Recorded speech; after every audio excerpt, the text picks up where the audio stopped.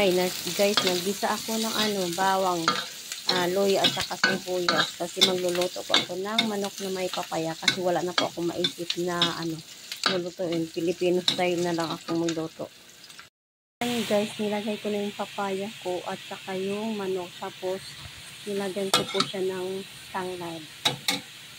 Ganito ako guys, pag wala akong maisip na luto sa Chinese style na luto, itong ginagawa ko. Magluluto ako ng Filipino style cooking. Ayan. Yung manok na nilagyan ko ng papaya at nilagyan ko lang ng tanglad. Diba? Tapos nilagyan ko siya ng Nor chicken cubes. Tingnan ko lang kung di pa masarapan yung amo ko.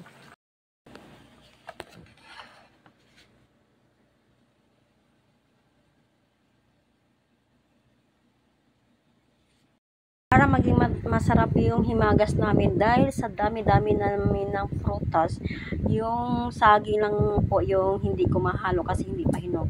Ito yung minatamis ko nga langka, ito pinagalo ko na yung pakwan, mango at saka yung papaya. Ito yung apple ko, tapos ito yung longga na hinimay-himay ko, ito na siya, at ito rin yung hinimay-himay ko ngayon na langka. So paghalo-haluin ko na sila. Atis lang yan dyan ang hindi ko malagay. May orange din ako, may orange din dito at saka yung pineapple. Ayaw ko maglagay ng orange at saka pineapple. Nakakatikim na naman si amo ng panibagong himagas na masasarap. Magtataka na naman yan siya kung ano ang ginawa ko. Yan. Diba? Dahil sa dami-dami namin ng prutas. So, makakatikim na naman sa akin ng panibagong. Kasi kahapon yung ginawa ko, hindi siya nakatikim. Kasi wala yan. Kasi alam mo naman yung amo ko. Wala lagi sa bahay. Yan. Kaya ngayon, papatikim ko na naman sa kanya yung panibagong dessert. Yan. Ngayon, maghihiwa po ako ng langka. Yan. Itong langka na to, siya yung juicy. Masarap siya. Matamis, kaya hindi ko na kailangan maglagay dito ng condensed milk kasi nga ayaw din nila niya sobrang tamis. Yan. Nadagdag lang ako ng konti ng asukal kasi lahat ng mga prutas na to ay matatamis, lalo na yung longgan. Matamis din. Ito langka, matamis din. Kaya konting asukal lang ang madadagdag ko. Kasi meron ako dito gatas na ibap, tsaka yung cream.